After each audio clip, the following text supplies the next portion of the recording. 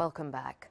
The Council for the Advancement of the South African Constitution has joined today's application by the IEC to postpone the polls as a friend of the court. But interestingly, the Council doesn't support the move. Casac believes the apex court doesn't actually have the power and suggests that delaying the elections will be inconsistent with Section 1592 of the Constitution. For more on what that section actually means, we've asked the Council's Dan Mafora to speak to us. Dan, first of all, why have you been admitted or applied to be admitted as amicus curiae? Good morning, Annika. Thank you for having me. So you'll remember that the IEC had commissioned Justice Moseneke to look into whether holding elections in October 2021 or the elections that would be held in October 2021 would likely be free and fair. The conclusion by Justice Moseneke was that would not be possible. And Casac was part of the organizations that made representations on whether or not elections should proceed in October 2021.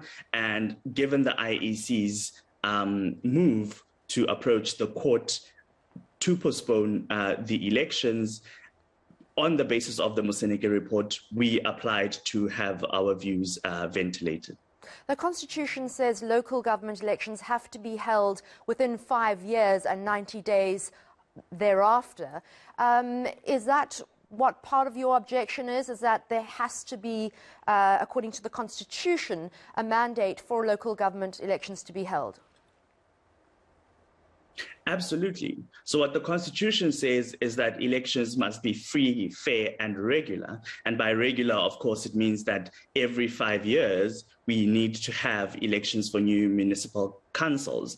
And what the IEC is effectively asking in this case is for the court to amend that section of the Constitution, which sets a date by when elections must be held, because the IEC says it will not be possible for it to conduct elections that are free and fair under the current COVID-19 pandemic conditions.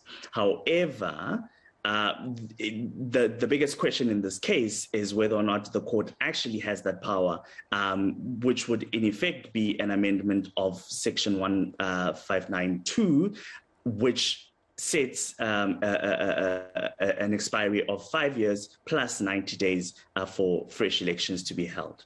Dan, I know some of the intervening parties are saying that the Constitutional Court doesn't have the jurisdiction to postpone the elections to February, that Parliament has that mandate. Absolutely. So one of the main arguments that we make is the IEC has not explained to us why, for example, they didn't convene conversations with the Minister of Home Affairs to look at whether or not it would be possible to have an amendment bill tabled before Parliament, seeing the possibility that elections may have to be postponed.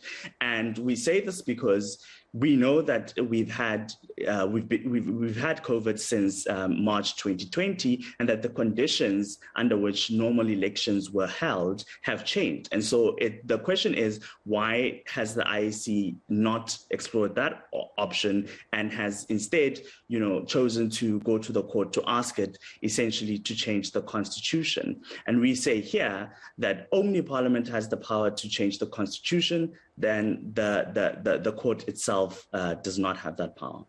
Here's a quick question, Dan, and I'm asking you to play political analyst here rather than legal analyst, but who are the winners and losers here if elections are postponed? Because some of the intervening parties are some of the bigger parties, the ANC, the EFF, they're happy for a postponement to take place. It's the smaller parties that don't seem to be too pleased about a postponement.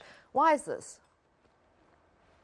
Correct. So you will see, like, from the papers that some of the other parties, or some of the bigger parties, as you say, complain about, the current restrictions that are in place, that they're not able to have gatherings of more than 100 people, that they're not able to do door-to-door campaigning, as it were. But of course, those things are normally like the features of a national election as opposed to a local government election. Local government elections are very unique in that the parties that participate are the closest to their constituents, to the people that they serve in those towns, in those communities.